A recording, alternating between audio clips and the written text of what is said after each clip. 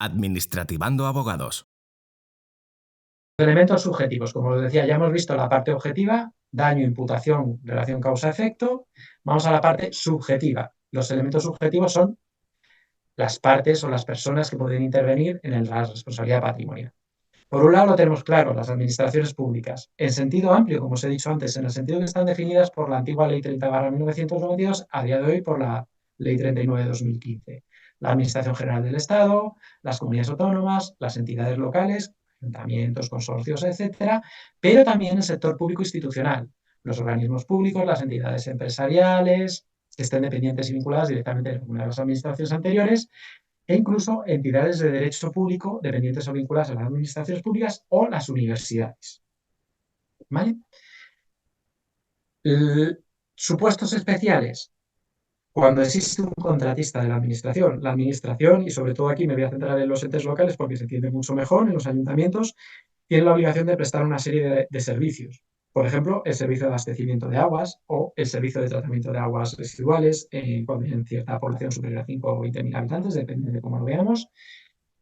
Y otros servicios que son de obligada prestación, el servicio sanitario, por ejemplo, de la seguridad social, etc.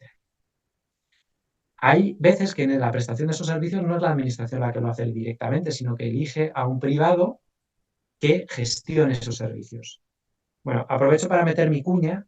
Cuando gestiona un privado un servicio, no hay una privatización de un servicio, ni el servicio pasa a ser privado. ¿Vale? Se gestiona el servicio, la titularidad o el propietario de ese servicio, el obligado y responsable último de ese servicio sigue siendo la administración. Bueno, pues en estos casos la responsabilidad se traslada al concesionario o al contratista de la administración, que responderá de los daños o perjuicios que se hayan causado en particular como consecuencia de la mala ejecución de ese contrato. ¿Vale? No la administración. Esto plantea un problema y que en realidad es una garantía, pero ha planteado muchos problemas en la práctica. ¿Por qué? Porque cuando hay una empresa privada gestionando un servicio, vamos a hablar de las aguas, que es donde llevo los últimos 7 años actuando, el privado puede tener la siguiente, o el abogado del privado puede tener la siguiente duda: ¿a quién reclamo? ¿A la administración o al contratista?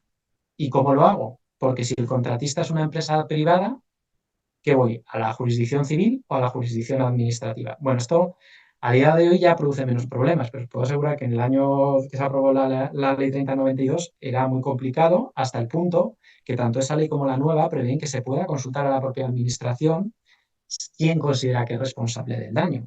Hasta el punto que las administraciones, cuando resuelven los expedientes patrimoniales iniciados ante ellas, pueden acabar concluyendo que ellas no son responsables, que hay responsabilidad patrimonial y que lo es ese prestatario de ese servicio, ese contratista. Con carácter general, si yo voy a demandar solo al contratista, iré a la vía civil, a esa empresa privada que gestiona el servicio. La vía civil, por el 1902, a exigirle daños y perjuicios.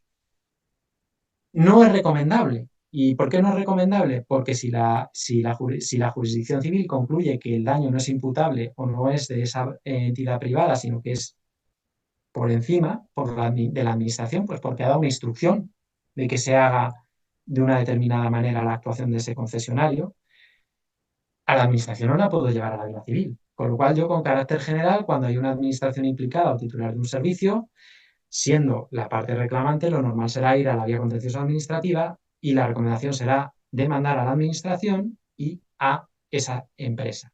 ¿A esa empresa ante la vía contenciosa administrativa? Sí, la ley lo prevé. Cuando haya un privado que está prestando un servicio y se le demande con la administración, que es titular de ese servicio, se hace ante la jurisdicción contenciosa administrativa. No hay problema. Bueno, a día de hoy produce pocos problemas, hace años producía más. Otro supuesto especial, cuando el daño no es provocado por una sola administración, por un solo ente local, por un solo ente del sector público, sino que se produce por varias administraciones que, por ejemplo, están actuando de manera conjunta. Bueno, pues si están actuando de manera conjunta y hay un elemento que regula esa actuación conjunta, habrá que estar a ese instrumento regulador de esas relaciones para saber la responsabilidad que tiene cada administración, y si no lo hay, la responsabilidad será solidaria. Pero respecto del particular perjudicado, y esto para todos aquellos que reclaman es una garantía, podrá demandar a cualquiera de las administraciones que estén actuando y pedirle el todo, y luego entre ellas ya se arreglarán. Cuidado, no vayamos a confundir la actuación de administraciones de manera conjunta con la actuación de entes con personalidad jurídica en los que se integran varias administraciones. Y me explico. Si vamos a pedir daños y perjuicios a un consorcio, ese consorcio ya tiene personalidad jurídica propia. Pidámoslo al consorcio. No vayamos a ir contra uno de los miembros del consorcio, porque no va a tener legitimación pasiva y se va a perder nuestra acción.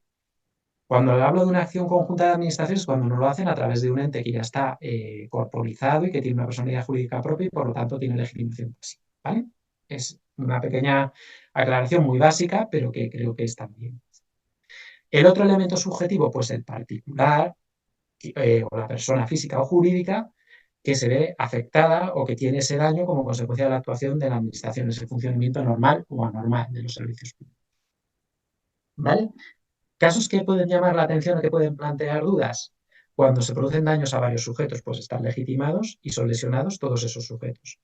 Cuando el daño es tal que se ha producido el fallecimiento de la persona, oye, es el caso más desagradable que uno puede tener, pero hay muchos supuestos en los que en la carretera en una autovía irrumpe un animal y ese animal produce un accidente y ese accidente tiene fallecidos. Bueno, pues en ese caso, quien va a reclamar esa responsabilidad, obviamente no puede ser el fallecido, que bastante desgracia ha tenido, sino los herederos del fallecido.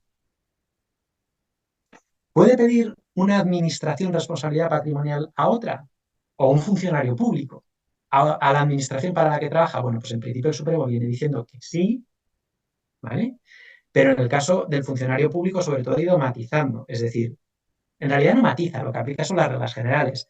Si el funcionario con su propia actuación es el que se ha producido el daño a sí mismo, pues no tiene mucho sentido que reclame a la administración. ¿Por qué? Porque al final está lo que os decía antes, si ha intervenido culpa del propio lesionado, pues no hay esa responsabilidad o se matiza esa responsabilidad.